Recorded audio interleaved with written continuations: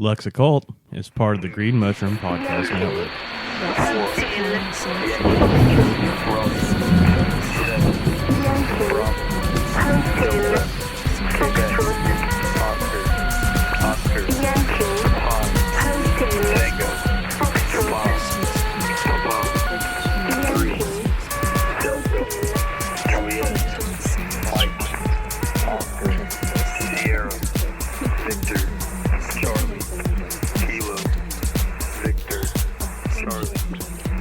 Man invented the machine, and now the machine has invented man.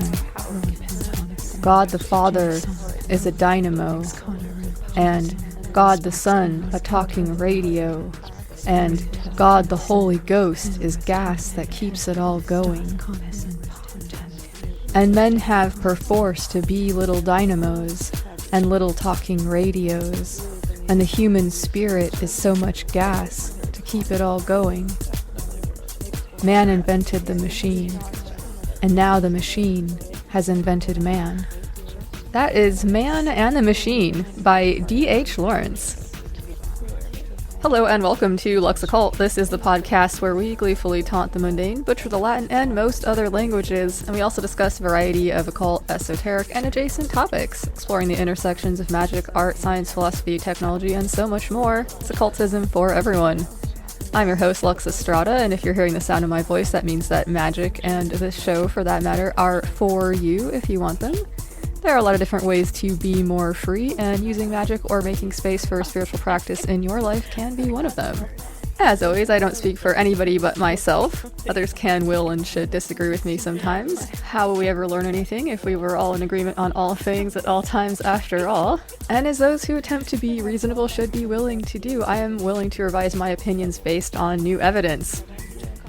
Alright, stoked to get into an awesome conversation I had with Eric J. Millar, who shares about a very fun creative project, the book Wombat, which is now available. Despite the title, Wombat, which stands for Waste of Money, Brains, and Time, it's a really cool collection of creative curiosity that contains work gathered from the last year and ranges from sculptural comics to surreal collages to Asamic writing, experiments, and more. Sort of many books within one. Eric and I will get into the different aspects of the project. We'll meet Ramon and Toof and hear about what it might mean to be an operator in the machine, as well as sharing some outlooks about magic and the creative process and stuff. I've really enjoyed reading some of Eric's thoughts about magic and art and other stuff on his blog, No Gods But My Own.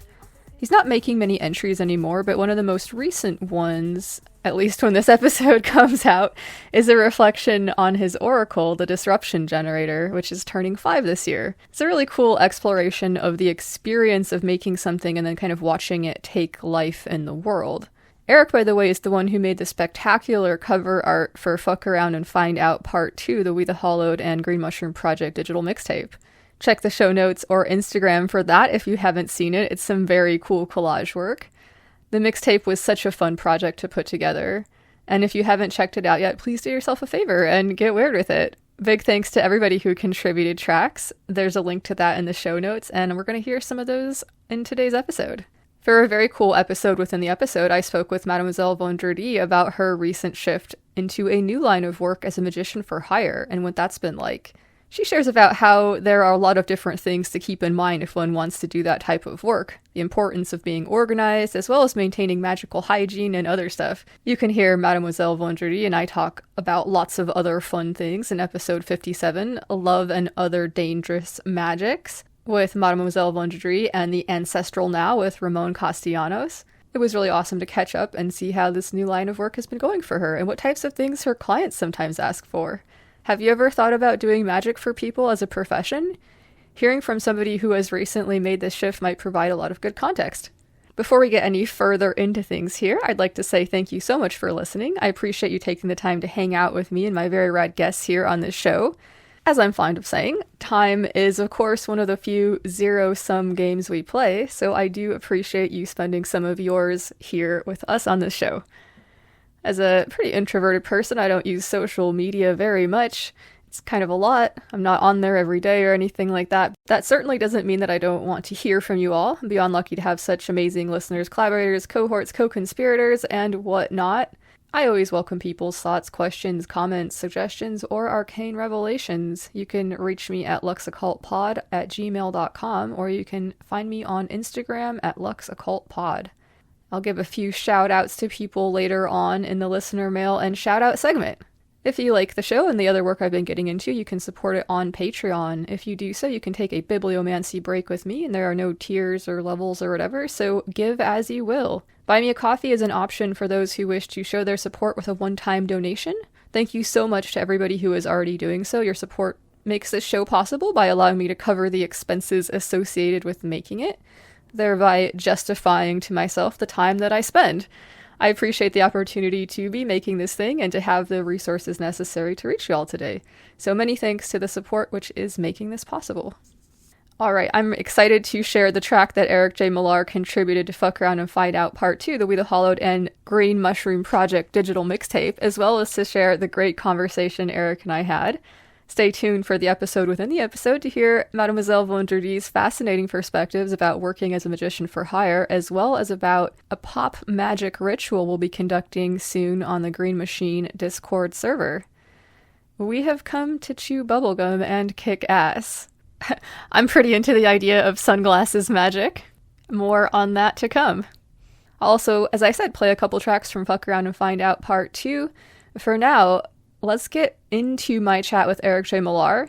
Prepare yourselves for Wombat, Magick and the Machine, and Waterfalls of Meat as we enjoy Thought Infestation by Eric J. Millar. Cheers!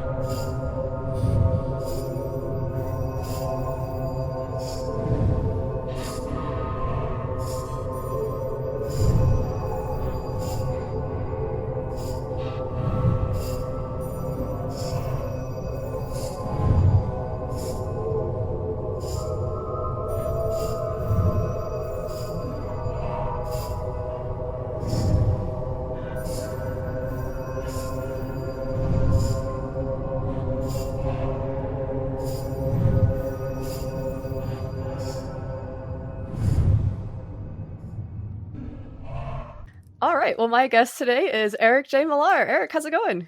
It's going all right. It's going all right. How are you doing today? I'm doing pretty well. Been insanely busy, but all the stuff that I'm really stoked about, so I can't complain there at all. Yeah, I saw that you've been traveling. Yeah, I've been doing a lot of traveling, just kind of catching up with some family, seeing some friends, exploring and everything, and working on some projects. I'm about to put out an album here. By the time this episode comes out, the album should be out. And knock on wood, of course. That's the plan. Yeah, that's awesome. Yeah, all kinds of shit. But that's not what we're here to talk about. We're here to talk about your stuff. So I'm really stoked to talk about Wombar. Am I saying that right? Wombat. Wombat. How did I get Wombar? I don't know. Unless the copy you got had a misspelling and I didn't know about it. I'm like deeply dyslexic, so this type of thing happens to me all the time. I'm always like making these really embarrassing spelling gaffes with people's names, and like, oh, it's kind of a nightmare. So that's probably, we could just chalk it up to that, I'm guessing. That works. So will you tell me a little bit about process that went into making, there's several different like components of this project. Can you maybe talk a little bit about like the overall structure of it? Well, the structure of Wombat, it's kind of a collection of works from like the last 8 months or so. I was getting kind of bored with the process of just like writing a column in my newsletter every couple weeks. So I kind of shut that down and decided to focus on art again for a while because I had kind of lost track of that. And I decided to explore. The book, it's just basically just a lot of artistic exploration where like some parts are asemic writing, some parts are sculpture, some parts are blackout poetry, some of it's collage. It's just kind of a collection of whatever was popping in my head at the time. Yeah, very cool. I mean, a big part of it is actually kind of the corpse of what was going to be the 4th volume of No Gods But My Own, but I decided that leaving it as a trilogy kind of worked better for the project. Okay. I mean, that's just about the gist of it. I mean, the process is kind of different for every section. It's so varied that every section had a way different process. So there's a lot of different things that I like about it. I really like the short stories about the sculptures. I'm trying to remember what their names are here. Ramblin' and Toof. Ramblin' and Toof, yes. So can you tell me a little bit about these characters? Well, Ramblin' is kind of like a little wizard who's just kind of exploring. He's a very forgetful, like kind of magical being who's kind of wandering a wilderness with his little pet named Toof, which is just basically like a walking mouth snake. That's basically what all pets are, right? Yeah, basically. Basically. Yeah, and he just kind of keeps running into unusual situations. Yeah, I love it. How did you come upon this character? How was Toof created and Ramblin'? I was getting pretty bored with drawing, so I took out some clay, and Ramblin' was just kind of what came out. Back when I was younger, I drew a lot of big-hatted wizards. It kind of made sense that I would come back to a big-hatted wizard at some point. Fuck yeah. I love it. It's very fun and spooky, kind of. It's got a kind of like cute and also spooky aesthetic that I appreciate for sure. Oh yeah, that's kind of what I was aiming for. There's a lot of things in here that are appreciative of the sort of like finding art maybe in like through happenstance or appreciating what one encounters like randomly and stuff. I see a lot of like, influence from like the whole like cut up thing and like, the combination of different styles and genres. I'm curious about how you produced the images from the section where, let's see, it's called, I think, a gallery of disparate parts. Now, are these all illustrations, or was there some kind of a collage component to these, or? Oh, they're all collage. Okay. Almost none of that is stuff that I drew. Oh, okay, cool. I wasn't sure because it's yeah. I wouldn't put it past you because I know you're a very talented artist, so I really wasn't sure. Yeah, I made those collages when I was working on volume 3 of No Gods But My Own, an assemblage of disparate parts. And I had a problem with the presentation of the illustrations in that book, which that's what all of the collages in that are the illustrations from the 3rd No Gods But My Own volume. But I wanted to give them room to breathe, print them on like nice paper. But yeah, for that, I just found old illustrations and cut them up, and it's heavily influenced by, I can't remember the artist off the top of my head right now. He was one of the Dadaist artists. I can't remember his name right now though. But yeah, just cut up illustrations turned into really strange collages. All right, fuck yeah. Yeah, they're really, really cool. Definitely. Where can people find this in case they want to like take a look at it as they're listening? Is it available digitally? It is not available digitally, but I have shared almost everything that's in the book either on We the Hollowed or on my Instagram.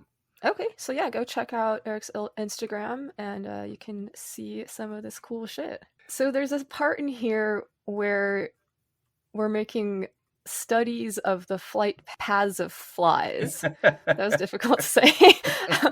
Flight interpretations. You can tell me a little bit about where this idea came from.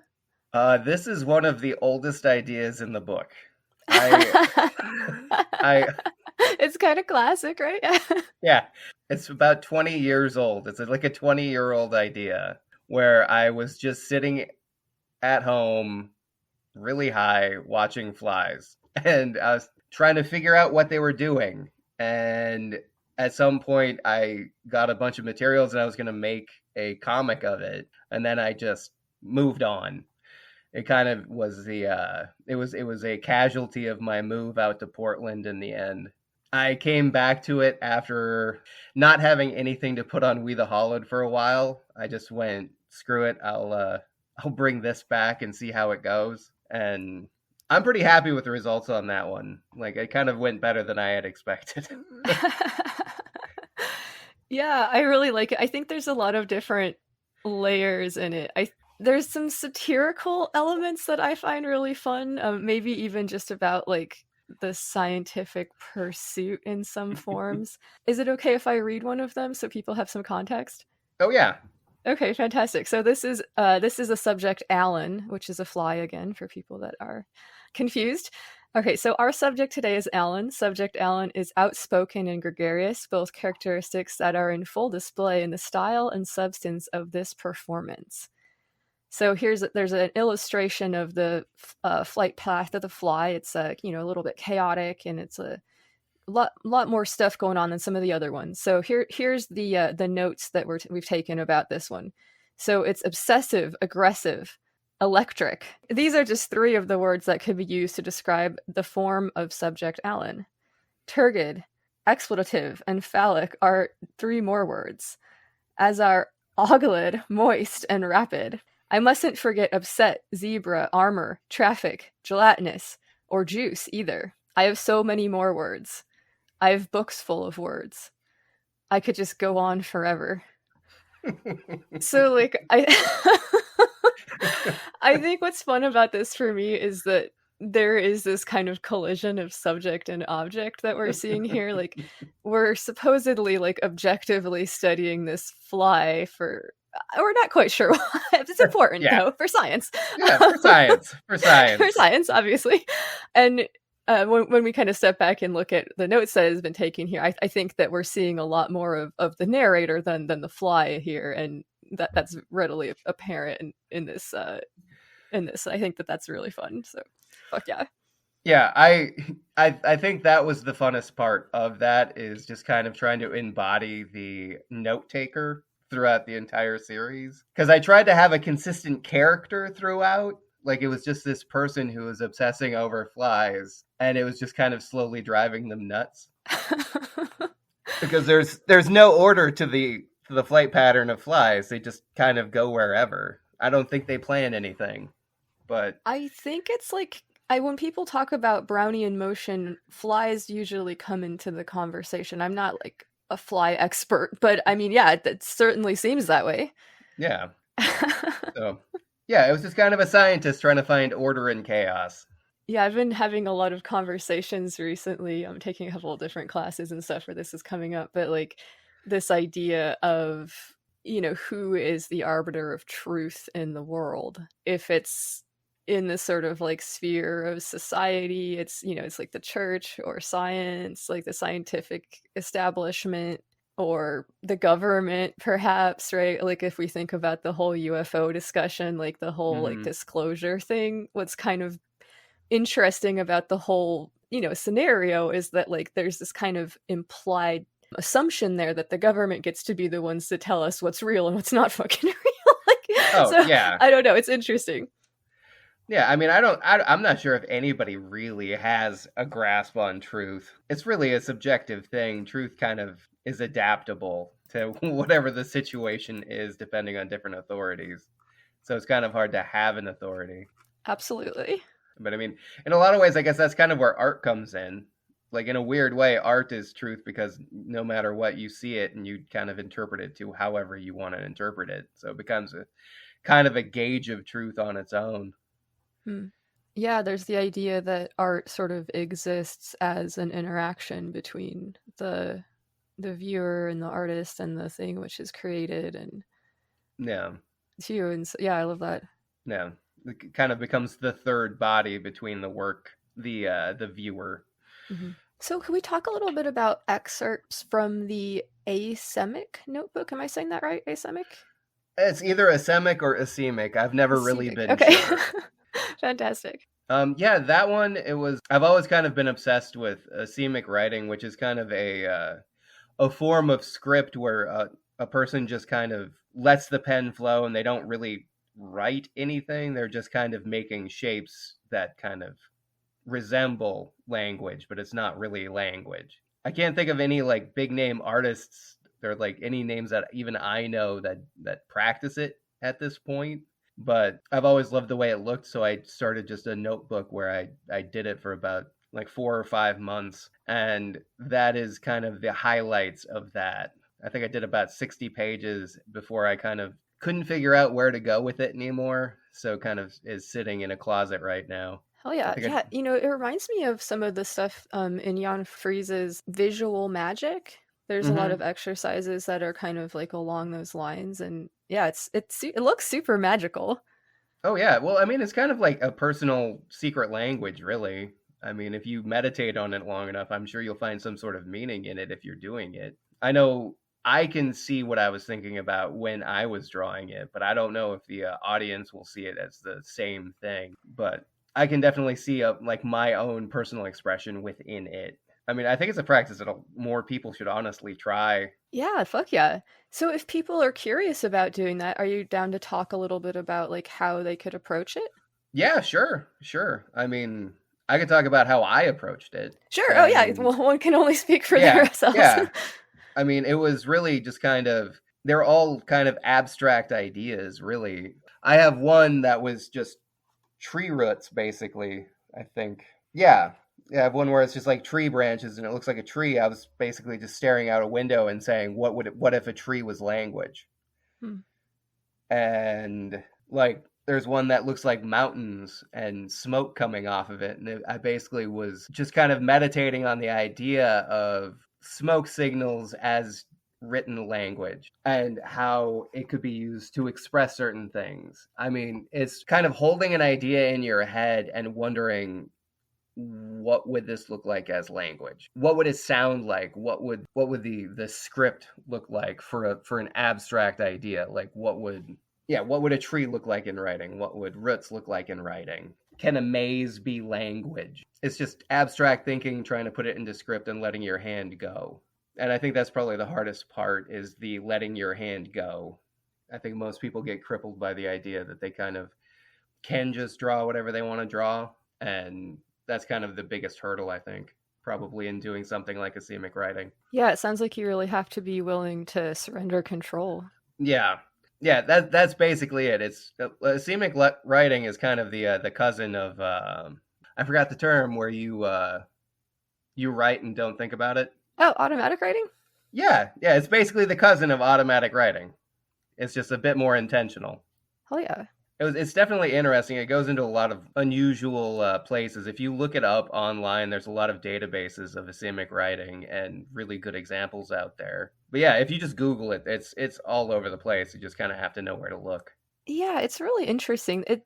Things like that suggest to me, things like this, the idea that these shapes have a sort of universality to us in a way, like, that we can all understand as creatures or whatever. Mm-hmm.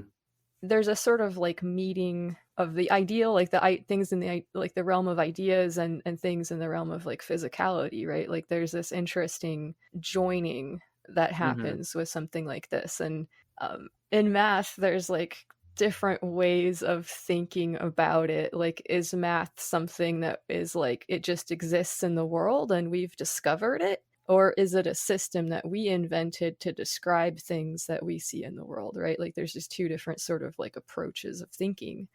And Right. I'm honestly kind of in the camp where we're the ones that invented it out of like, you know, cognitive metaphors and stuff like that, of like real world things. And I think things like this kind of support that position. So Yeah. I love arguing about this stuff though. So if anybody listening wants to, you know, come at me with some mathematic idealist stuff, I'm into it. So yes. Well, I mean, honestly, like nature doesn't count things. not really. Well, I mean, maybe that's an interesting philosophical statement, though, right? Well, who's nature? Yeah, I mean, I suppose, because humans are nature, so humans would. Yeah, that's true. Yeah, that's a tough one. That is It's a tough one. Yeah. It's a tough one. It's just like language, you know. Is language something that just kind of happened, or did we invent it to express something? Yeah, and it seems like other types of animals might have language, like, or something that, I mean, I don't really know. It's probably comes down to semantics, but there verbal communication that takes place between members of other species and stuff that has meaning, you know, like that, you know, that these verbalizations hold meaning. So that seems like language. So I don't know. For sure. And well, it's one of those weird things. Like I have cats. Like my family, we have 3 cats, and if you look up the science on cats, they say cats don't talk to each other, not with meows. The meow is reserved for basically humans. Our cats meow at each other all the time. Did they learn to meow at each other because they meow at us, or are scientists studying the cats at the wrong time? Because like, yeah, our cats meow at each other now. They may not have at the start, but they do now. Mm-hmm. Did humans make that happen? Or was it just like a natural outreach of their language because it was necessary? Or are they even talking? Or are they just making noises at each other?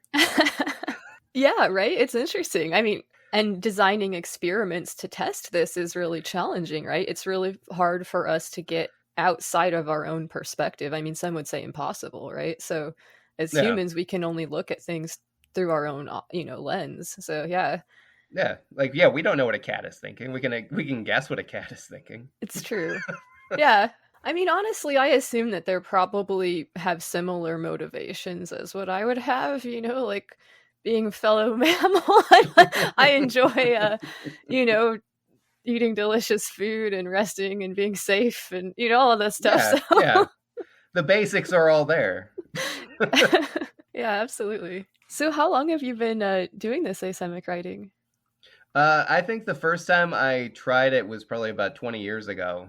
That's when I like accidentally Googled something and it brought me to asemic writing, and I just got really, really kind of obsessed with it for a while, and every once in a while I pull it out. Like I did a book. It's in the Outlet Omnibus where I basically made like a field guide for an alien world where all of the writing in it is essentially asemic writing. Yeah, that's right. That was really cool. That was Otherworld. Yeah, Otherworld. I made that book like 10 years ago. It's hard for me to remember those titles as well. You've got a lot of stuff out there. Yeah, I got quite a bit. It's awesome. I really want to talk about the operator's code and the idea of the machine and all of that stuff. But before we do, are you interested in taking a bibliomancy break? Sure. All right, fuck yeah. Hey, Luxa, what do you have there? It looks like a tattered old Discord server. Oh, this old thing? It's pretty beat up. But if I do this... Sweet! Now that you peeled off the outer bits, it looks fresh as hell. We should call it the Green Machine. Awesome! I fucking hate it! That's okay. It should function alright, but it would probably work better if we had more people. Yeah, we have an awesome crew of chaots, occultists, socialists, witches, and weirdos, but there's always room for more. Absolutely. If you'd like to take part in any of our many chats, rituals, workshops, clubs, and more, hit me up and I will send you a link. You can reach me at luxoccultpod@gmail.com or at luxoccultpod on Instagram. And remember, resist. Greetings, it's me, Luxa from the future. Thanks for listening. I hope you're enjoying the episode so far. We're going to be returning for more of my chat with Eric J. Millar in a little bit here, as well as hearing that bibliomancy break. But now it's time for a very cool episode within the episode. Mme Vendredi is a professional magician who works with the demons and the jinn. We'll hear some great and practical thoughts about conducting magic for other people and different ways of approaching that, as well as what types of things her clients sometimes ask for. There's a sort of silly saying, and I apologize that I can't remember where I first heard it, but it's that in many instances, magic is sort of classically about getting laid, getting paid, or getting even. And it's obviously much more complicated than all that, but maybe it's not such a silly phrase after all if we look at the history of magic and how love and curse work was super popular with people like the ancient Greeks. We found hundreds and hundreds of curse tablets and other things like that, which as far as we know were sort of mass-produced and sold by various temples back in the day. When Mademoiselle Vendredi and I spoke before in episode 57, Love and Other Dangerous Magics, you can find a link to that in the show notes. We talked a little bit about love magic and curse work. When it comes to her clients and their needs, as you can imagine, things are complicated, and it was cool to hear about some of the ways that plays out. Before we get into it here, I will remind you that Mademoiselle Vendredi is not a hit woman, which was an alternate title for this episode. All right, cheers.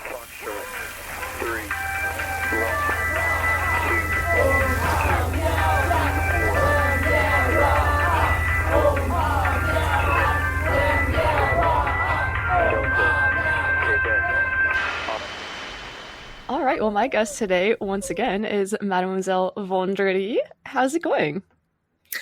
Thank you very much for having me back on your amazing podcast, Luxa. I'm doing very well. A lot of changes, as we just discussed before we came on live. So, I'm ready to get stuck into it.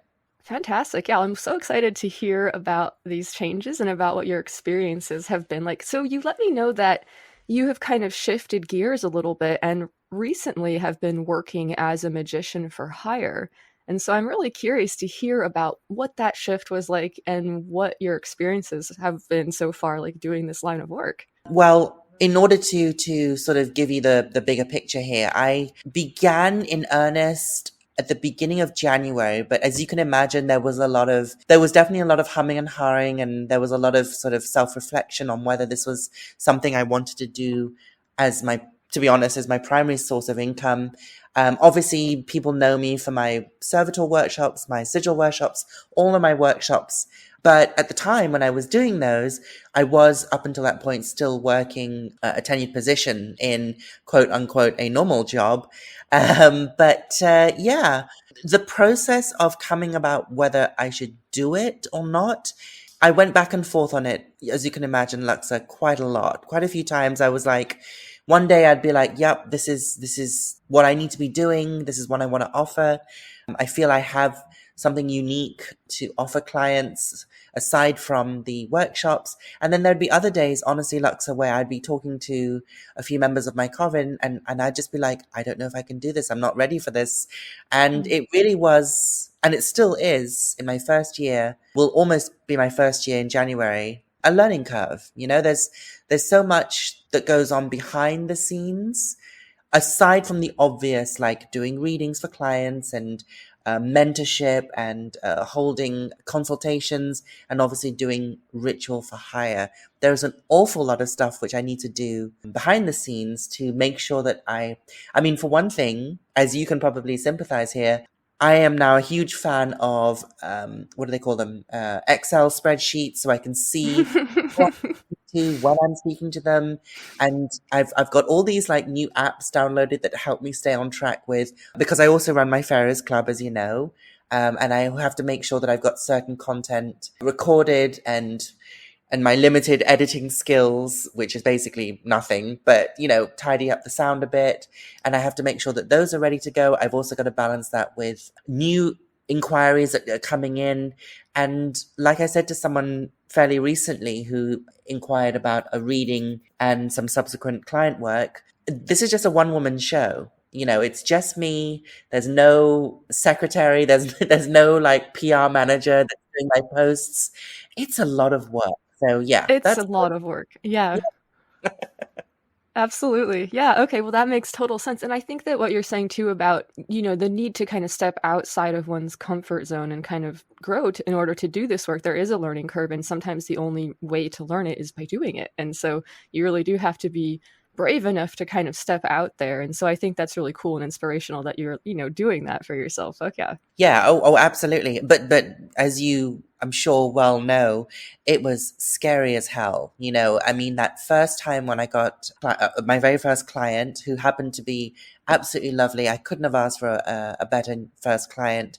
It was still scary because obviously I've been doing this for a long time, but and also obviously running workshops up until that point at the beginning of this year. But to actually mentor a student, it does require an awful lot of emotional investment on my part, but also equally I have to be able to disconnect. Does that make sense? Where, Sure, yeah. I've got to be able to say at the end of the day, or at the end of the mentorship, or at the end of the ritual work, I still have a life to get on with. And I found that, if I'm very honest, that was a big struggle at the beginning, the first couple of months, because also this is something else which obviously I'd considered in the past, but it did become a bit more of an issue. And that is that people were hitting me up and messaging me for consults and card readings and ritual work from all over the globe, from Australia and New Zealand, all across the globe to the UK, a couple of subcontinent clients, and also mainly a huge number of people from the States, but not just from one particular state, of course. So, there were so many time zones to take into consideration. And for that reason, my phone literally would not stop messaging me. You know what I mean? Because obviously when I was asleep at night and in whatever time zone I happened to be in at the time was always, a different time zone for somebody else. And of course, you can't really maintain a typical 9 to 5 routine. Like you can't, I mean, I suppose I could just shut off my phone and, not look at my messages, but I don't feel I wouldn't be giving a well-rounded service, if that makes sense. So yeah, definitely scheduling conflicts, time zones. I am forever on this site called Time and Date Converter, trying to juggle about 3 different time zones at once, and that has been one of the major learning curves because 9 o'clock for me is fine, but when I'm having to do a ritual consultation at like 3 in the morning because my client is all the way over in San Francisco, it's like it's I've come to work with it, and I know now how to manage my time effectively, but it was a serious struggle at the beginning. Yeah, that makes a lot of sense. And honestly, I can really relate with the time zone thing. I've had a lot of snafus. Some of my guests on this show have known this because I've messed it up in the past. And apologies and thank you for your patience there. And yes, like finding some kind of a system. These systems I think are so important. And yeah, it's interesting. This kind of a thing, these services, there is such a huge personal aspect to it. But it is still, as you're noting, like it is still a business too. So that you almost have to kind of learn a whole new skill set to be able to like keep yourself organized and all of that stuff. Even if what you're actually doing is very like out there and woo, there still needs to be that grounded element of it just to keep you organized and sane. And yeah, that makes a lot of sense. Absolutely. I mean, I just opened up my world clock app on my phone, and I've got all these time zones, and I've got London, Melbourne, Montreal, Pittsburgh. I had someone recently tune in from Jakarta, Istanbul, Los Angeles, and it just goes on. And, like you said, I don't know how people did it pre-phone apps. I mean, I guess you just had to use like a physical calendar, but thankfully we do have these slide rules. I don't know. Exactly, but I find it, for someone like me I'm very much a type A person when it comes to timing. That's why I always send out messages to people, especially if they're doing a consult with me. I'll always give them like time markers, like, oh, this is your 1 hour call and this is your 5-minute call. I'm just about to log on. It's just as much for my clients as it is for me, because if I get it wrong and I'm, like you said, you have a few snafus and you're like, oh shit, I'm in the wrong time zone. At least then I've kind of given them a chance to look at their message and be like, oh no, we're not meeting until such and such a time. And I'm like, yep, you're right. I'm sorry. Absolutely. on a different time zone right now. So yeah. Yeah, getting that confirmation. I think you mentioned something else earlier that was really helpful too, sort of understanding where these personal versus professional boundaries are, and really kind of sussing that out for yourself and finding where those need to be is something that has been part of my work as well. And so that makes total sense. Right. So I'm curious, what, if you don't mind sharing, what has the kind of shift been like? What have some of these experiences been like? I'm curious, with all these people calling you from all over the place, I'm guessing there must have been some interesting stuff that you've gotten into. Well, there's definitely been a lot of very interesting requests in consults for various things. I mean, you've got your typical, love work, you've got money work, business success, career. That's usually the sort of the trifecta, I suppose you could call it, the triangle of usual questions that people ask in a consult. Usually people want either one of those three. But I've definitely, in fact, more recently in the last couple of months, and I know this is not a humble brag or anything, but I'm okay with talking about it here because, I'm okay with it. And I'm not obviously mentioning any of my clients by name, but over the last couple of months, especially since the summer, my name seems to have spread within the sex work industry, particularly in certain cities in the States. I've had more than a couple of people say that they heard my name from a friend who did some work with me, and then I seem to be the magician that sex workers are currently going to, not the other way around. Okay, right on. And also, keeping it real, I've worked with one or two minor politicians. That's also been interesting because, of course, the needs again even though they're predictable, it always depends on their particular circumstances. So what I mean by that is, even though most politicians, their emphasis is on gaining support, public likability, make them seem like the perfect candidate, blah, yada. It always depends on their specific circumstances, various things, like how did they get the job, and how much can I work with. Those have been interesting cases, and not that this is, of course, an advertisement for it, because officially I don't condone anything illegal, of course, in case anybody was hearing this. Yes, we never do on this show. I'm never. But in the last, I would say, couple of months, I have been hit up with, it really, I mean, I'm only hearing it directly from someone who could easily just be lying, but a couple of people who've hit me up and asked me to do, maybe they're involved in some sort of illegal activity and they need some magical solutions. So, very often they're involved in sort of turf wars with rival gangs. I had that sort of query come up a couple of months ago, and they wanted Magick to protect themselves. So yeah, I've seen in just my 12 months of doing this, I've definitely seen a lot of very interesting clients and some very unique situations. Yeah, that's fascinating. So I'm guessing that what this starts out with is, as you said, you really assessing the situation that the client is in and figuring out what the best solution is, rather than just kind of trying to do a one size fits all. You're really kind of, looking at the circumstances, which to me, my way of thinking is very, very important. And so that makes sense. Yeah. Oh no, absolutely. Beyond a doubt. So the way I do it is, it's just to use the analogy of going to the doctor, before you actually see the doctor, especially if it's a specialist, you very often have a consultation to see if that doctor will take on your case. So if someone hits me up on DM on my Instagram and they say, I have this, and this that I need sorted out with Magick, I require your expertise, I will say, okay, book in a consult with me. Let's discuss over usually about 45 minutes, sometimes to an hour. And let's just talk about what the situation is. And in that consult, I will try to gather as much information as possible about the person. I will also do some divination to see possible routes, possible ways of handling their situation. And then I will present all of that information to the client. And then whatever they decide to do with that is their business. So they may then decide to say, you know what, I could do a lot of this work by myself. but I need the clarity. Or in most cases, they will say, you know what, I don't have the time, I don't have the energy, I don't have the ritual items, or just very honestly, they don't have the experience. So they will say, can you perform it on my behalf? And then, of course, we sort of enter in sort of an agreement, a contract. And then basically I will talk them through various things that I can do for them.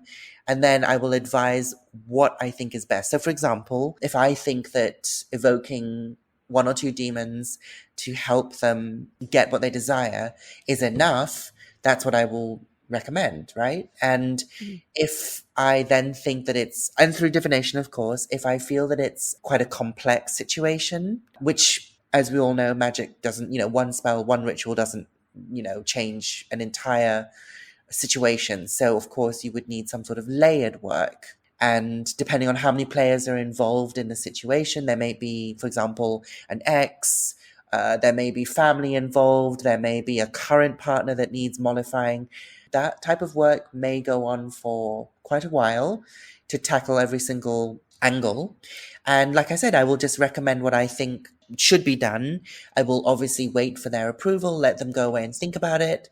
I always tell clients to go away and think about it. And if they want, go and get another opinion from somebody else. Because, I'm not in direct competition with anybody. I feel that there are, I'm not the only person doing this. And if they feel that they can get a better result from somebody else, then, so be it. But again, not humble bragging, but most clients after a couple of days come back, or sometimes even the same day, and they just come back and they say, look, I would like you to take on my case. And then, of course, we take it from there. So it's very much, back and forth. We discuss possible ways of doing things. Do they like this? Do they have any particular leaning towards any spiritual category? It's very much to use what you said, the phrase you said, there is never a one size fits all. Even for a simple money spell or love ritual, there's never one spell or ritual for every single client. It's impossible. That makes total sense. Yeah, I mean, it does obviously mean that I am, at any one time I could be speaking to maybe 3 clients, and that's even before we've moved to the ritual stage. So, just back and forth, seeing what works for them, what they like, and of course, the added time zone, the dreaded time zone. So sometimes I'll write a message and then the person won't get back to me until the next day for me. But for them, it's like, just a couple of hours later. They woke up and it was there. Yeah, totally. And that's, again, to sort of run with this theme, that has really been a learning curve for me because, people want solutions. And I suppose if we're going to, use the term, that is my business.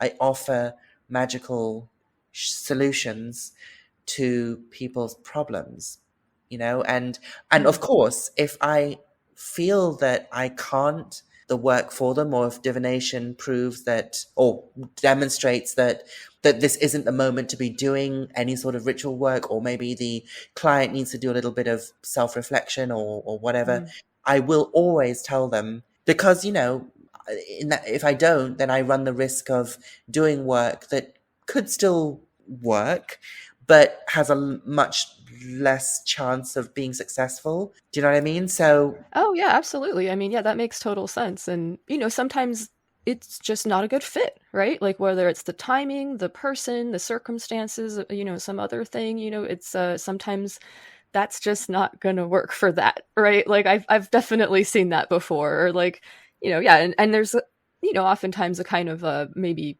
instinct or intuition that can come into that too for me, which I assume comes from some kind of like analysis that's happening behind the scenes or whatever. But yeah, it makes total sense.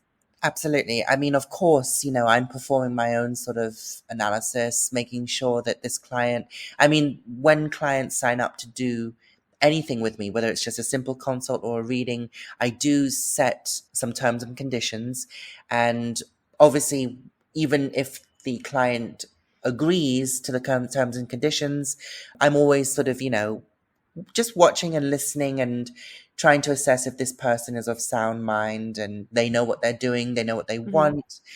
But yeah, and to that end, as long as that person is feels justified in what they want, they really thought about it, I will basically take on any sort of case. I don't really have at this point any cases that I wouldn't take on, you know? Yeah, that makes sense. All depends on circumstances and stuff. And so I know that people might ask this because I've heard the question come up in other instances about doing work for others. And I've heard people ask, like, when one is doing work for other people, how does one kind of bring up the willpower to do it in a similar way as if you were doing it for yourself? Like, how do you sort of abstract that desire to be for your clients rather than yourself? That is such a good question, because I do actually get that a lot. And I'm going to use a fairly unsavory analogy here, or How good.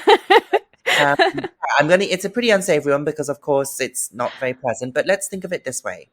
If you are a professional hitman or hitwoman, you know, you are hired and contracted to do one thing. I'm not a hitman. I'm not a hitwoman. I want to say that. I want to say it in case some just hear this one sentence and they're like, Mademoiselle Vendredi is a hitwoman. Wow, okay, I wonder how much she costs. No, that's not what she said. Not what I said, although, you know, get in touch, we'll talk. No, that is what no. But what I mean to say is that when a hitman or woman presumably is hired to do a job, they have no emotional connection, at least from what I understand, and what we all see on television and movies and all that. You know, they have no connection to the target, so they just do their job because they have the skills to do it. So in that way, when I do work for my clients, so there are two emotional states that one can actually get into. And I'll digress for a second and use another example of professional actors. So the first technique is to completely empathize. Now, of course, I've got my own, you know, because I've lived a life and I'm still living my life, so I have life experiences. If someone comes to me and says, my boyfriend, my ex, he cheated on me with 10 women, never told me, and now I've got syphilis. I don't know about the syphilis part, but I can definitely empathize because sometime in my past that has happened. I've had a cheating ex. So for me, it's easier to do the work from that point of view. But the other state, which is far more common for me to do, is to do it from a mental state of complete detachment. So whether I am working something a little bit more nefarious for a client, or if I'm doing some heavy protection, or even aggressive protection, or if I'm helping a client with some money issues, I'm not just going through the motions, of course, but I'm detached from the outcome. So in a way, my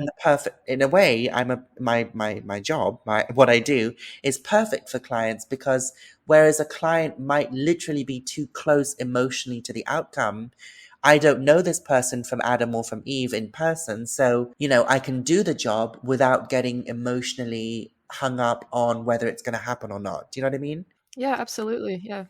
So, I mean, it really does depend on what the job is, what they're asking me to do, how long I need to spend time doing several rituals maybe to help the client. But essentially, I'm doing it from a place of detachment.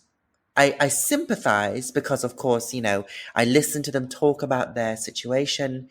But when I come to actually do the ritual work, I do it from a place of detachment emotionally. And I believe and there are a few other factors, you know, because I've been doing this for let's just say I've been doing it for a long time. I have faith and trust because I've done it for myself many times before. That is the faith that I use when I'm working the ritual. Because I know, like, for example, I've got a community ritual coming up next month, in a couple of weeks, actually, for the Goetic demon Boon or Bune, Bime, however you want to pronounce their name. And I've worked with Bime for many years. I've always had consistently great results from them financially. And so doing a community ritual means I can tap into that. The remembering that I've already had a lot of great results from them. And so I channel that feeling when I work each client's petition in the community ritual. Yeah, that makes a lot of sense. And this idea of not lusting for results, or like this kind of entering this like neither detachment, like that, or the idea of really getting emotionally into it. Like these are both ways of doing magic, and so whichever way you can get to for the client, that totally tracks. That's very helpful. Thank you. Yeah, and again, I suppose I definitely had to learn that as I was starting out. And yeah, that's why I say it's a highly emotional job, because once I finish, even though I'm doing it from a sense of detachment, it's still an emotional response. I have to have absolute trust and faith that the magic works. Mm-hmm. But then once the work is done, once the ritual is done, I have to completely detach from the result. And because I don't know this person in real life, it's easier to do. It's not necessarily, just a snap of my fingers and that's it. I don't even, I don't care. But it's easier, because I don't know them. Yeah, that makes a lot of sense. Now, I'm curious, if it were me, I would probably, as a matter of course, start like maybe amping up my kind of magical hygiene if I was doing this type of work, because I feel like I would be introducing myself to lots of other people's kind of otherworldly friends that I might not meet otherwise.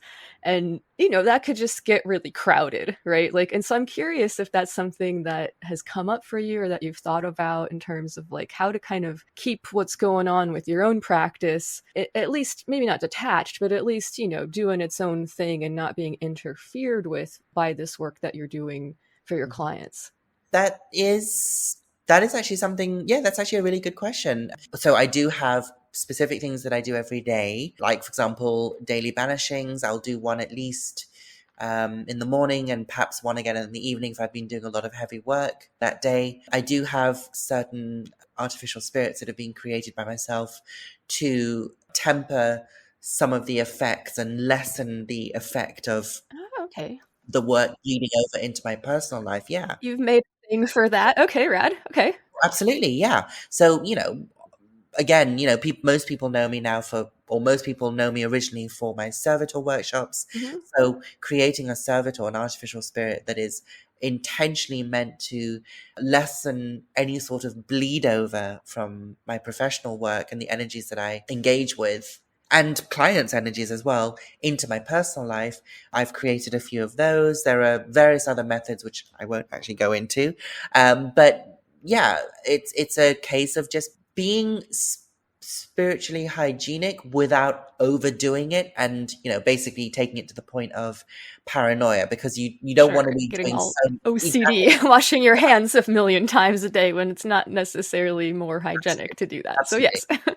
Absolutely. You don't want to, that is one thing again that I learned, you don't need to overdo it, but more than healthy amount of protection in place, especially because I'm doing this as a service. Like you said, I'm interacting with various people's energies and their situations and their own life forces, their own, sometimes even I'm asked to remedy a situation where somebody has maybe worked a spirit or evoked a spirit the wrong way, or maybe things have just got out of hand. And so, of course, to be able to do that, I have to make sure that I am myself a tower of protection, as it were, that I have my armor up and that I am well protected. So yeah, totally. there's a lot of that goes into it. Hell yeah. Well, thank you so much for sharing all this interesting information. Is there anything that you would like to discuss or mention that I haven't asked you about? Well, no, not really. I mean, if people are interested, they can obviously always send me a message on Instagram. I am running some workshops. Oh, may I mention my workshops? Oh, yes, please do. I was going to say, when we first met, it was and we were talking about time zones earlier, so I thought this was kind of funny. Like, for me, it was like 4 a.m, but I was like, I'm definitely getting up to like go to this cool Demon Bowl workshop. And although I was very tired, it was totally worth it. I had a great time, and the information that you presented made total sense. It was very straightforward, and I appreciated that approach. Like, I don't like to have a lot of extra fluff. I just want to get the info that's usable, and so yeah, absolutely. That's right. Yeah, I remember that. Of course, that's how we initially started speaking. Mm-hmm. So yes, I've got that demonic BMA community ritual coming up on the 9th. I've still got a few places if people are interested. they'll find the information on my Instagram. Everything is on my Instagram at the moment. That's the only place I really put up a lot of information. And what's the Instagram handle for folks? And I'll put a link to it in the show notes as well. Yeah, it is Mademoiselle V. So Instagram.com/Mademoiselle V. So people can find me there. Oh, in the next big workshop is at the end of February. It's on a weekend. I think it's on a Saturday, and it is the second Jinn summoning workshop. So the first one went off really well this summer. It was the first time doing it. There was a whole PDF attachment. It was originally billed for 3 hours, but we ended up going for 4 hours because of a lot of this material was extremely new, even to a few people who signed up, who were already, they weren't novice occultists, but for them, they had to there was a lot of extra time discussing names and how to pronounce things correctly and all that. So that's coming up in February. I still have a few places left for that. And then the only other big thing that's happening is next year in August, I'm running the second summer workshop or summer course, whatever you want to call it, because the first one was, again, this year, went really well. I learned a few things in terms of managing time, making sure people had enough time to complete a few tasks for me, and it ended up being so much fun. So yeah, that will be happening next August, and it will go for about 8 weeks. There'll be 8 1.5 modules. And it will all be through Zoom. I keep the numbers really small so that everybody gets my full attention. Yeah. One more thing. Cool. Sorry, one more thing. No. So I just remembered now. For the first time ever, I am offering something which I came up with myself. It's called my Presumption Powder for All Your Wishing Needs. And that will be coming out. It'll be available from January. So that is a special recipe of powder. Most of the ingredients come from my home region in the Middle East. So there's that added factor. And basically it's powder which can be used when manifesting goals. And of course, there'll be a whole list of instructions, how to use it. So that's coming out in January. Well, that's very exciting. I love that's a very catchy name, Presumption Powder for All of Your Wishing Needs. My mind is already creating like labels for this packaging. It's great. So just real quick, if one were to purchase some powder like this, what are a few examples of, because powders are something that I like to use in my practice sometimes, and there's a lot of creative ways that you can use them. Could you maybe throw out a couple ideas of how this Presumption Powder might be applied? Absolutely. So obviously, of course, people have been interested, so they've been asking me, so I've got an answer ready to go. The way I use this Presumption Powder, and then the way I've been using it for a couple of years now. In fact, it's a powder which I first started playing around with when I was still in high school, believe it or not. And over the years, I've just tweaked it. I've added things. I've taken things out. I've worked it in several different ways. So the first and most obvious... Yeah, the first and most obvious way to use it would be to wear it in a sachet. Use it like, for example, in a little sachet bag. You can just literally just wear it in a little bag in your pocket. You can roll it onto candles, so you can melt the wax a little bit and then roll it and then burn the candles over petition papers or anything else. You can burn it at your altar. You can also use it as some light incense. So it can be, I usually burn it over like self-lighting charcoal discs, which you can get really cheap on Amazon. You can also use it to stuff dolls, puppets. You can also use it in petition paper itself. So you can sprinkle a little bit of it after you've written a petition, sprinkle a little bit on the paper, fold it up, and then do what you'd normally do with that petition paper, either burn it or keep it somewhere hidden. I like to simply get it out and take a little pinch when it's a particularly blustery day. I'll make a wish using the idea of law of assumption, imagining that my result has already come to pass, and I will simply make a wish and then blow the powder into the wind. And that's how I like to do it.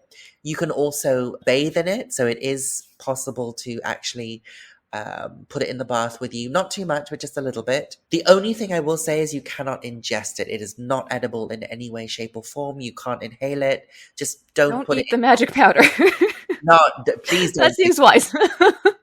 Don't do that because, well, I will give many, many warnings not to do that. So if you do end up doing that, it is on you. But yeah, and the title itself came about, again, I was discussing it with a few of my Coven members, and they were helping me sort of come up with a phrase that sounded right. And I don't know, the idea of presumption, the idea that you presume something as if it's already happened, and that is when your wish comes true. So that's why I called it presumption powder. I fucking love it. It's great. Hell yeah. Yeah, it's going to be good. And so if anybody's interested in purchasing, obviously they just need to get in touch with me. It won't be available until, I would say, the probably second week, maybe third week of January. That's when I'll start shipping. It's possible this conversation will not be out until then anyway, so that's perfect. There we go. Okay. Well, there we go. So yes, that will be available from January onwards. All right, fantastic. Well, Mademoiselle Vendredi, excuse me, my French is absolutely atrocious, and I have studied it. It's very embarrassing. Apologies. Where can people find your work? Instagram, you mentioned. Is there anywhere else they can look for you? Well, I do have my Pharaohs Club, which is a members-only group online. So that is at a website called buymeacoffee.com. And obviously I can give you the link for that. And that is a members-only club. And on there, I actually post up a lot of behind-the-scenes work. I also do a lot of audio uploads. I talk about a ton of different subjects. I talk about everything from love magic to glamour and illusions, sigils, demonic work, anything you name it, it's there. I recently did a little audio on how to give excellent divination readings. So I talked a little bit about my experiences growing up, how I got into card reading, and then I talk about some of my experiences. And then I talk about if any of the listeners on the group want to set up their own business, reading cards or being a reader, then these are the steps that I did, and this is some of the advice. So it's a whole library. There are various. I also have thought forms and servitors of my own creation that are uploaded there for the members to use. So yeah, people can find me there. But my main place where I post most often is on Instagram. All right, fantastic. Well, thank you so much for taking the time to chat with me. This has been fantastic as always, and I hope that you will come back in the future. Thank you very much for having me.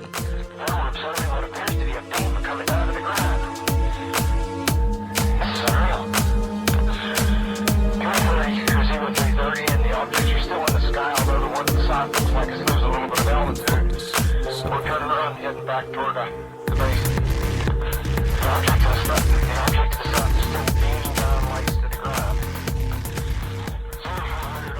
All right, thanks so much to Mademoiselle Vendredi for joining me and for sharing about what it's like to fill this sort of classic archetype of the magician for hire in this modern context. It's sort of humorous to me that even though we might be working with supernatural forces or powerful aspects of how consciousness functions or whatever we want to call magic, we might not be able to get away from things like Microsoft Excel. It's a good reminder that modern technology can be a useful ally in one's practice if that's something that makes sense to you and works for how you do things and the way that you think about them. I wanted to tell you some sad news. Unfortunately, the presumption powder that Mademoiselle Vendredi mentioned is sold out, and she does not currently have plans to make any more. So I encourage you all to create your own version of this for yourselves. I've been playing around with a daily wish magic practice since Halloween of this last year. We each lit and blew out a birthday candle as part of our Pirates Revel ceremony that we conducted for the 3rd anniversary of the Green Mushroom Project's founding. I've been lighting and blowing out this same candle since then. When I'm not traveling or whatever, it lives on my altar in my workroom. It's getting down to the nub, but it's been a really cool practice that I think I might continue on with. Perhaps when it's time for a new candle, I'll add something new to the sigil flag I created for the Pirates Revel too. speaking with Mademoiselle Vendredi has inspired me to create some of my own wishing powder at some point. I'll have to come up with a different name than presumption powder. That's obviously taken. I like the idea of a powder that you can like blow at a candle as you make a wish, and it can maybe like sparkle or whatever. I think a lot of types of like flour or maybe sugar would work as a base. This actually sounds like a fire hazard. I'll have to think about this some more. Probably don't do that. Don't forget to check out the show notes for a link to Mademoiselle Vendredi's Instagram, and you can keep up with her work and what she has going on. We're going to be heading back to hear the rest of my conversation with Eric J. Millar, as well as getting into that bibliomancy break. But first, I wanted to share another track from Fuck Around and Find Out Part 2, the Green Mushroom Project, and We the Hollow digital mixtape. Stay tuned after the interview for news about a very fun pop magic ritual that we have coming up, as well as the project that it is attached to. For now, let's get back to my chat with Eric J. Millar and enjoy the track WTF by Knive. Cheers. Witchcraft, black magic, sorcery. To me, it's nothing but fairy tale mumbo jumbo.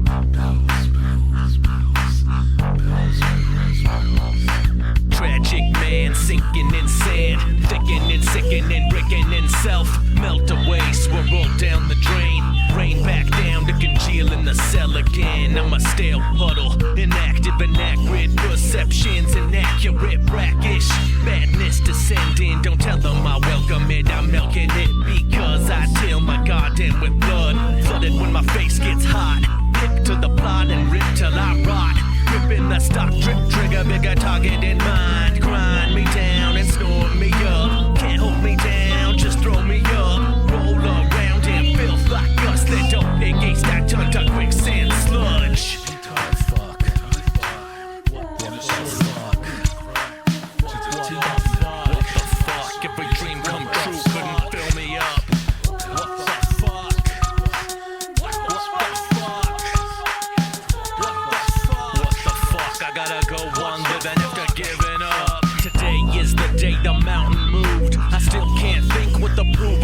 Despite tectonic turbulence, I'm still confused. Despite the evidence, I choose to lose. A well-worn groove, properties got no novelty. Hobbled me and set me loose. To wreck the roost with imagination. Assassination, racing against ghosts. Further down the spiral, my rival familiar. The chide and boast, most take for pride. Arrived at behest of the weakest chest. Rest off fooled, but no, not I. My eyes see skeletons smiling back. Cracked grin, disingenuous eyelash back. Wrath underneath polished teeth that reeks. I can't unsee once I recognize that. What the fuck? What the fuck? What the fuck? What the fuck? Every dream come true couldn't fill me up. What the fuck? What the fuck? What the fuck? I gotta go on living after giving up.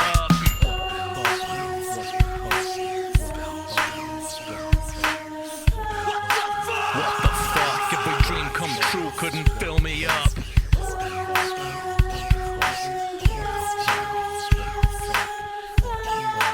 What the fuck? I gotta go on living after giving up.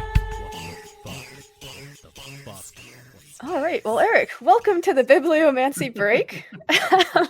Do you have a D4 and a D8? If not, that is okay. I have them here. But I don't have a question. I'll need you to supply that. Okay, I don't have dice, but I think I can come up with a question. All right, fantastic. I think, am I on the right track with my current artistic project is a good question. All right. Are you on the right track with your artistic project? Let me find out what text we will be consulting here. The Book of Mormon. Let me go grab it. I will be right back. All right, I have located this text, the Book of Mormon, another testament of Jesus Christ. The Church of Jesus Christ of Latter-day Saints. All right. From John Smith himself. Oh, where is it? I have a special place in my heart for the Book of Mormon. Like, I met some Mormons once and had a very interesting conversation.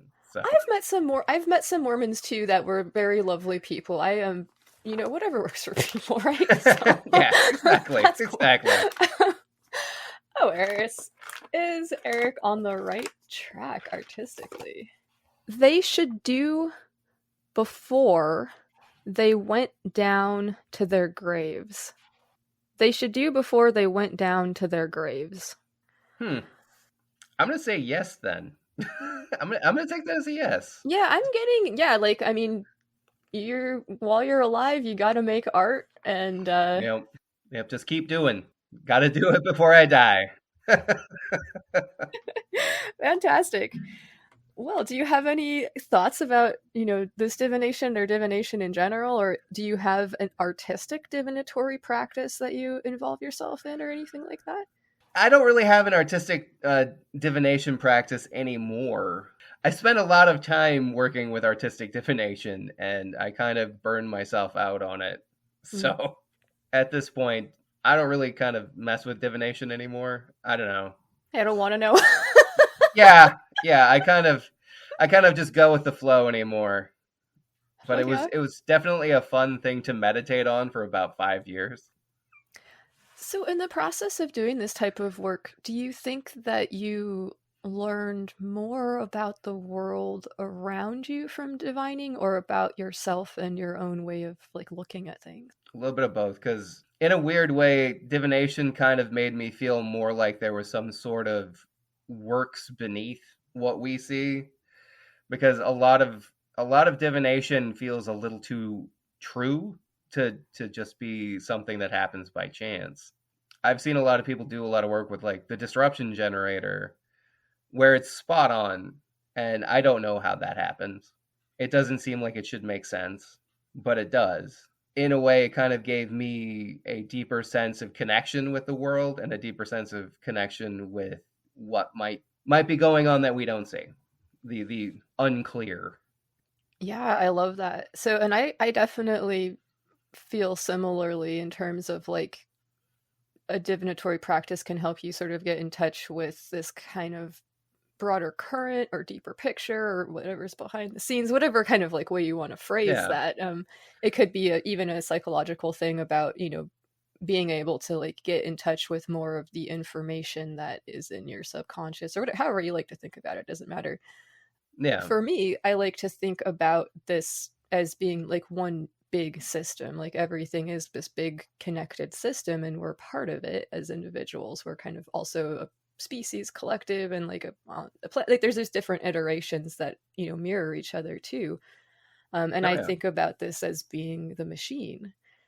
And so it's interesting to think about my conceptualization of the machine versus the machine that's written about in Wombat.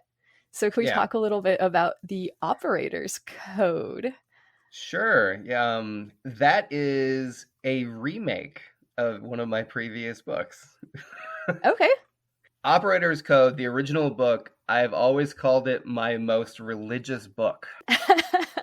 And I don't think anybody ever understood why, but it was the best way I could think of expressing a spiritual belief that I had been developing for a long time for myself, which was the machine. That basically we're all just a big part of a big machine we can't fully conceptualize. Mm-hmm. Whether we can see it or not, it's still working in the background, and it's something that we can only ever perceive parts of. We can never see the full machine. But I always kind of chalk that to, I worked in manufacturing for 15 years, so I was surrounded by machines for a really long time, and just spent a lot of time staring into machines as they ran. That's cool. Yeah, I was also kind of have a deep, relationship with machines as a concept. I was an automotive mechanic for a while, and before that I had this kind of irrational fear of machines, which is one of the reasons I wanted to go into tech work and stuff, to kind of, so maybe there's something there where it's just that metaphor. But I think that we could look at different places in philosophy, people talk about Spinoza and the idea of the machine there. So for you, how does this concept manifest? Is this something that is a fun thing to think about? Is it scary? Is it disgusting? How does this how does the machine manifest to you most often? I don't know. It's a spectrum, to be honest, because I definitely see a lot of things that we get swept up in that we don't have as much control as we would like. And some of it is rather disgusting and some of it's great. I think there are just different aspects that do different things. For me, the machine is just kind of, I see it more as something to rebel against most of the time than something to embrace. But I think that's because of the time I spent in the factory. And I think finding a way to manipulate how you're working within the works of the machine is like the most important work a person can do. Basically, that's what I view magic as, is just finding a way to work yourself within the works of the machine. I don't know. Yeah. It's difficult to express. Yeah, no, that makes a lot of sense, actually. Like, I was doing some writing about this concept for the album I'm going to be putting out soon, and there's this kind of like meditation where I talk about, you know, if you listen close enough to the machine, like it will tell you how to work it a little bit, like how you can put your hands on it and like make it do things. And like that's kind of like what I'm talking about there with magic and stuff. And like, yeah. And in a lot of ways, that's kind of what Operator's Code is about. All right, fuck yeah. So what is the concept of being an operator? Is everybody alive an operator, or does one have to like choose to be an operator? Or I think everybody is an operator, but I think it's a different level of, like, everybody has different levels of acknowledging whether or not they are an operator. Okay. I think a lot of people are in denial that they are operators and just kind of go with the flow. Like, no matter what, somebody's an operator. It's just whether or not you're aware of it. Yeah, that makes a lot of sense. I'm taking this class right now about simulation hypothesis, and I think that in that kind of paradigm, the machine is the simulation, right? And acknowledging that you're in it is the first step to being able to play the game well or whatever. So yeah. I love that. Yeah, for sure. I don't know. I've always disliked the metaphor of the like player character versus the non-player character. It's problematic. It's very problematic. It takes a lot of like autonomy away from the people that are supposedly non-player characters. It's like most of the people I know in my life are NPCs in those terms, and it's like those people have autonomy. They exist. They are players. It's just they play differently. Yeah, I think that what we see emerging out of that is just the same kind of thinking that you see in any kind of like religion, right? Where it's like, oh well, we're the ones that are going to heaven. Like you guys are all sinners, or you guys are all non-player characters. Like I don't know. Exactly.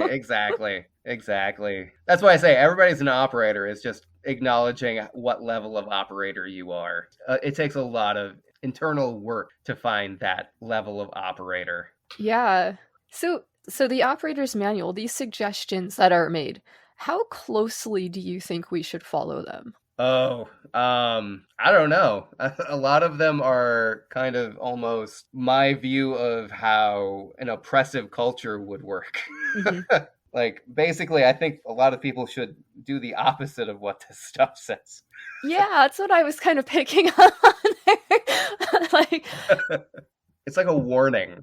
Like this is like the official line about how you're supposed to live your life in the world.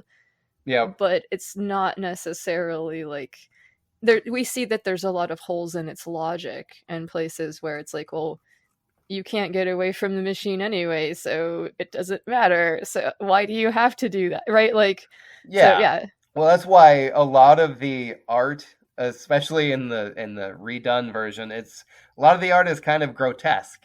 Mm-hmm. And it's slightly on the nose in places. Yeah, I like it. So the sort of like main, I would say like theme, I guess, if that's the right word, is like the a character, a sort of like humanoid character that has a sort of like, I guess it's a box, an empty box for a head, or is that an empty screen? Or I like empty box. Okay. It's like a container or some kind, or like there's some kind of a void is expressed there, I would say. Yeah. I mean, as strange as it sounds, like all I thought about was once the face was removed, because that's the first step in the book, is the face is removed from the body. Okay, that's right. Yeah, you're right. All that stuff is a void beneath it. There's like nothing beneath that. There's no organs. There's no mind, no skeleton. It's just a big empty hole.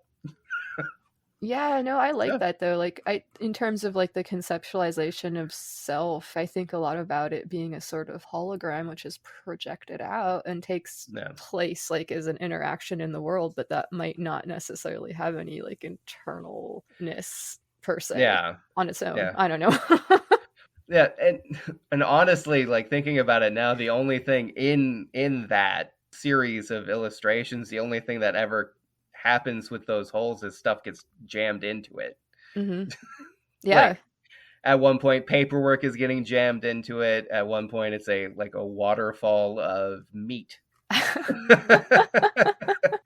Yeah. And like the meat was the fun part. Like that was I point that one out as one of my favorites because it was from a 1970s meat cookbook.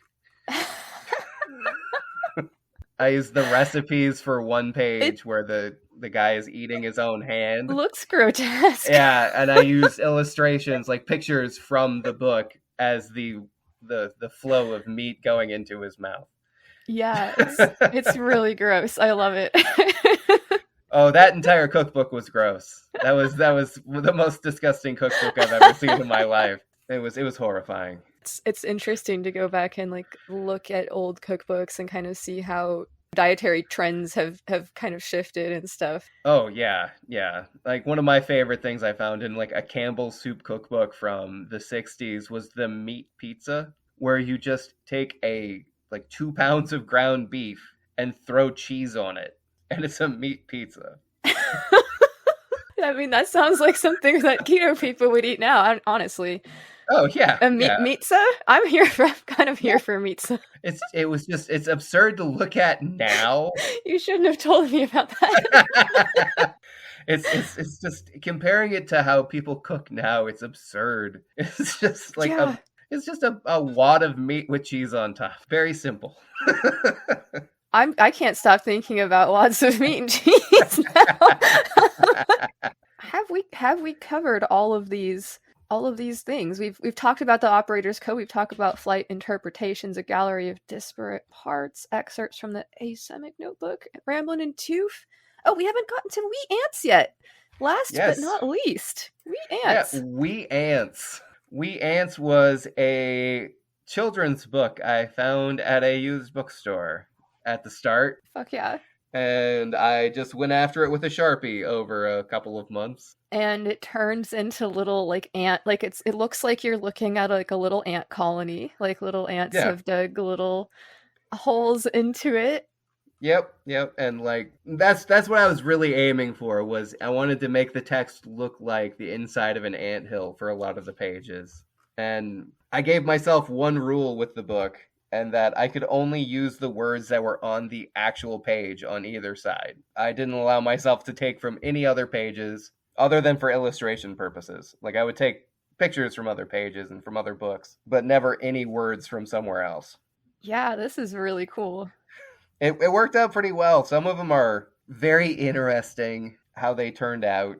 Doesn't necessarily read the best, but some of them I think are really pretty kind of poignant in a way. Like my favorite page is I laughed when I did the anatomy parts page. It's a diagram of an ant, and I just replaced all of the words they'd used for the body parts. Like it's pointing to the antenna, and I found windshield wipers.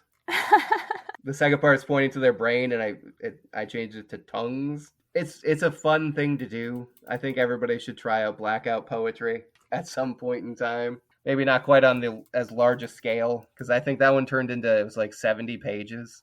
There's a lot here. Yeah, I decided I was going to use every page from the book. Awesome. No, this is so cool. I love doing stuff like this. I'm curious, when you're doing blackout poetry, how does this feel different than doing like something like cut up poetry? I think it's a little bit more intentional. It's kind of figuring out how to just make different text emerge from the layout of the page, instead of like just taking random words out of a bag and trying to line them up. Mm-hmm. The words are already lined up. You just have to figure out how to change them into saying other things. Yeah, that makes sense. You're leaving this sort of like spatial dimension alone and leaving that parameter fixed. Yeah. I mean, I will admit that there are a few spots in the book where I did move words from the page to another place, but it didn't do that very often. That was one of the looser rules I had for myself, is I would, like some pages I like cut the page in half and move the bottom side of the page to the top side.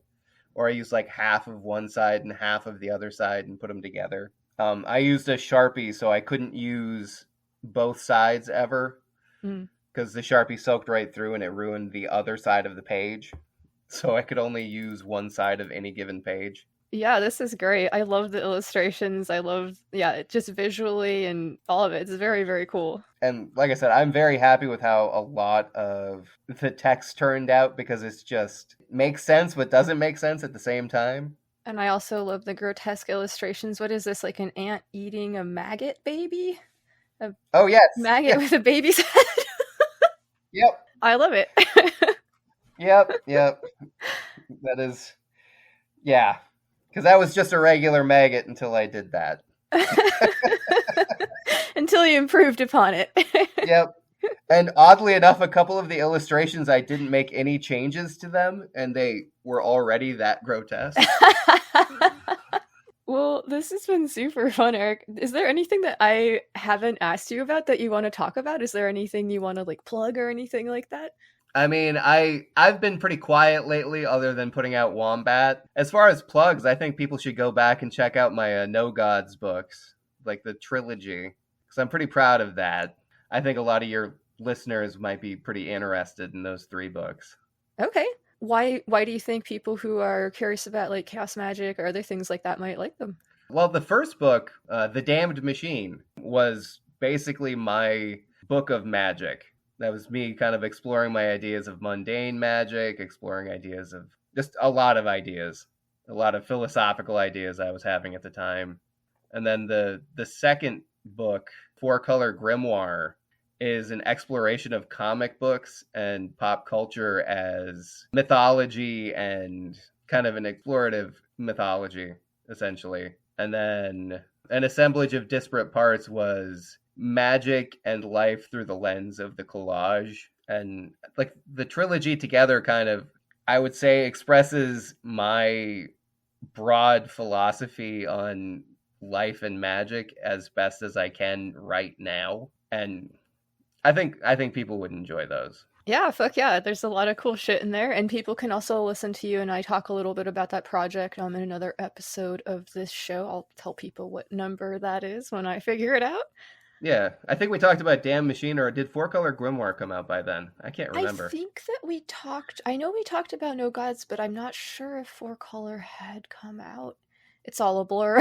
So. Yeah, it's been a long time. All right, fuck yeah. Do you have any questions that you want to ask me? How's the mixtape coming along? I know I have an entry for that. So yeah, it's coming along really, really well. We're really fucking stoked about it. We got so many fucking cool entries. We're going to be using all the stuff that we got. I mean, knock on wood, provided that there's no like file format, right? There's so many different little moving parts and stuff, but our intention is to, use all of the great stuff that people submitted. And yeah, we're going to put it on Bandcamp, and it's going to be out on Halloween, the 31st of October, 2023. And yeah, it's very, very cool. And so, I'm excited to hear it. I'm excited to hear the whole thing. Yeah, it's really, really cool. I do want to say thank you so much to everybody who contributed tracks to that, and to people who contributed stuff to the first Fuck Around and Find Out project, which was the zine, and that's available digitally right now for free, and there's a link to that in the show notes. And there will be a link in the show notes to the mixtape as well if this comes out after Halloween, which is possible. We'll see how this October treats me. All right. Well, Eric, this has been super fun. I really appreciate you taking the time to hang out with me and everything. Yeah, I'm always happy to. Fuck yeah. Is there any last thoughts or words you'd like to leave the listeners with? Any advice about approaching magic or art or anything like that? Being an operant in the machine? I mean, the best advice I can ever give people is to just do the thing. If you have an urge to get into magic, if you have an urge to get into art, just do the thing. Don't let anybody tell you you're doing it wrong if you're just playing around and you're trying to figure your stuff out. If you're not hurting anybody and you're enjoying what you're doing, it's kind of hard to say that you're doing something wrong. Fuck yeah. I totally agree. Romeo, 2, 2, 4, Yankee, Romeo, 7, Bravo, Delta, Quebec. All right, thanks so much to Eric J. Millar. You can hear another great conversation he and I had in episode 41, Pop, Oracular, Vernacular, and No Gods But My Own with Eric J. Millar. He has a bunch of cool stuff out there, which I encourage you all to check out. After we stopped recording, Eric and I chatted a bit about Fuck Around and Find Out Part 2, the Green Mushroom Project, and We the Hollow digital mixtape, and he talked a bit about how he's able to make such a high volume of work, because there really is a lot. And it's pretty simple. He just loves the process of creating. I really like the idea of being an operator as it relates to the machine, and I like the idea of having a code for that. The idea of having a code comes up for me in a lot of places, actually. I've been doing some writing about magic and kink and other stuff along these lines recently. I've also been thinking more about simulation hypothesis as a chaos magic paradigm, which plays into this idea of the operator's code for me too. I'm working on putting some stuff together to present about that at some point here. We might even talk a little bit about it more here on this show. Let me know if simulation hypothesis as a chaos magic paradigm is something that you're interested in hearing more about. You can reach me at luxoccultpod@gmail.com or at luxoccultpod on Instagram. Don't forget to check out the other awesome shows we have available on the Green Mushroom Podcast Network. We have Administrism, Grognostics, Primordia, Ad Hoc History, Smuts Up, Unearthing Paranormalcy, XV Planus, and now Camera Occulta. Very cool stuff.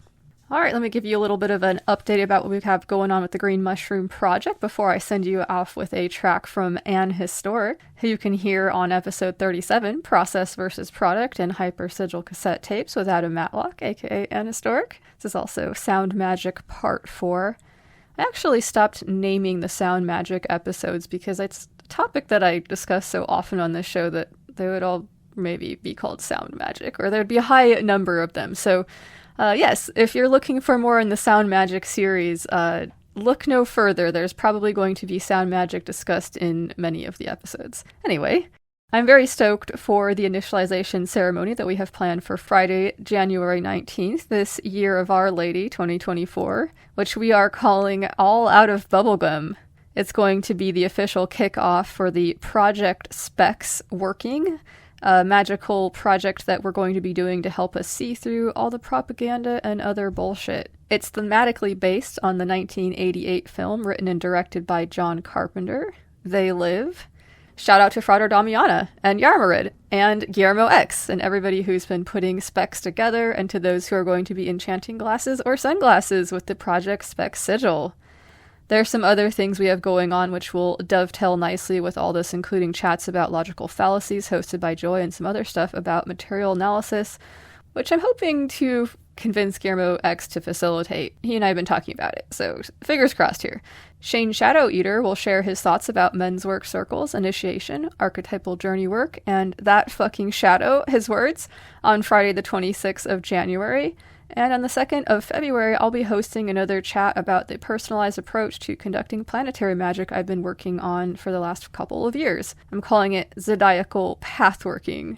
I've been playing with some new components that I'm excited to share. Join us also for a Rune Study Group hosted by Lavender, 23 Bibliomancy, 24 CinemaScore hosted by Armid, where we hang out and make fun of campy old horror movies on the 24th. Lots more to come as well.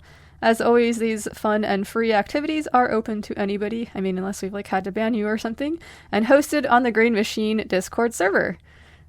Greetings to the whole Pocket Wizard family there. Cheers. You can find Lux Occult, Hello Void, and other merch available at Illumin Industries, which is my Etsy store. Items will be printed on demand using the most eco-friendly options I could find and shipped directly to you at pretty close to cost. And there's some fun stuff in there. The Hello Void design that I have for the pod was actually made by the same person who did the very dope artwork for the Mycocultus Working, which you can hear all about in the previous episode before this one. And that is, of course, T. Grady, aka Mirth and Woe, on Instagram.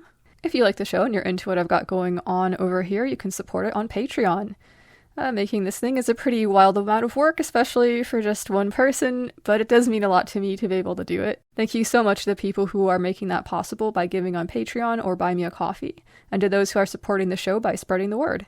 Tell your lab assistants and undergrads about it. Tell your students and everyone in the administration about it too. Tell your esteemed and your hated colleagues about it, and your friends and enemies and frenemies too. You can also post about it on social media or write a positive review. Both of these things are super helpful, so thank you so much to those of you who are doing so already. And yes, don't forget to smash the shit out of that follow button or alarm button or whatever the hell it is on your app so that you can get updates when a new episode comes out. Alright, let's do some listener mail shoutouts!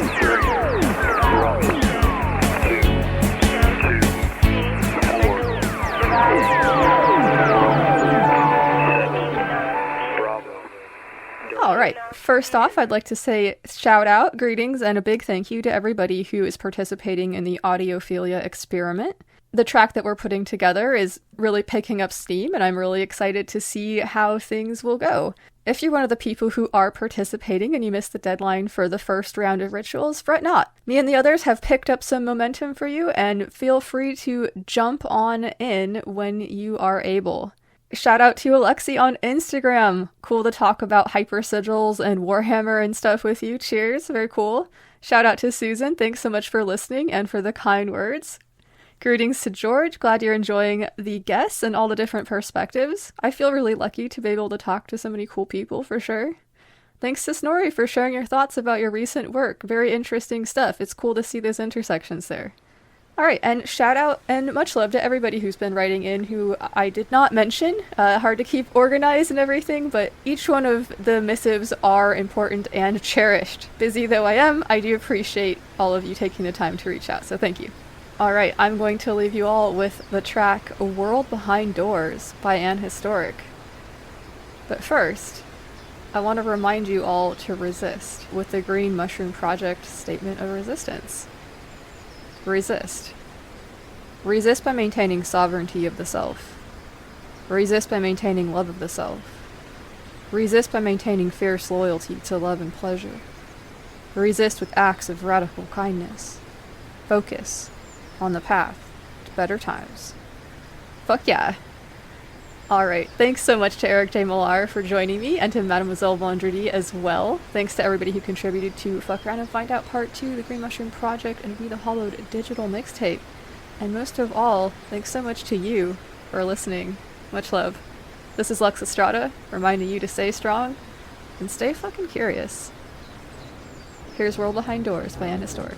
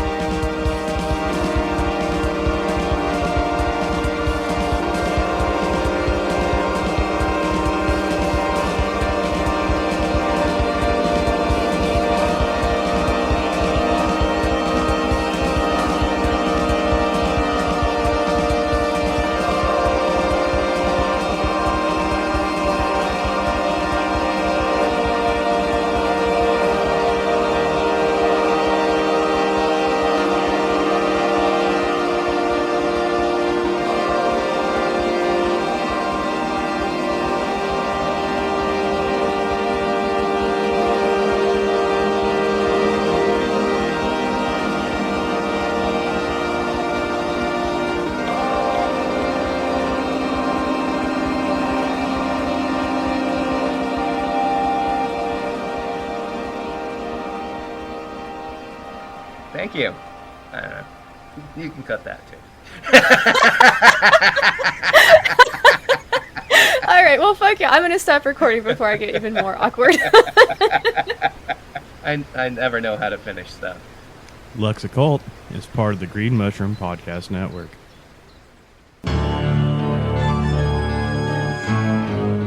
Do you love horror movies, the occult, and the satanic panic? Well, at Camera Occulta, that's all we do. We will watch the movies so you don't have to, and then shit talk about them for an hour. Join us when we get around to it. Me, Pythia, and occasionally Luke, for a show that is strictly about the occult representation in film.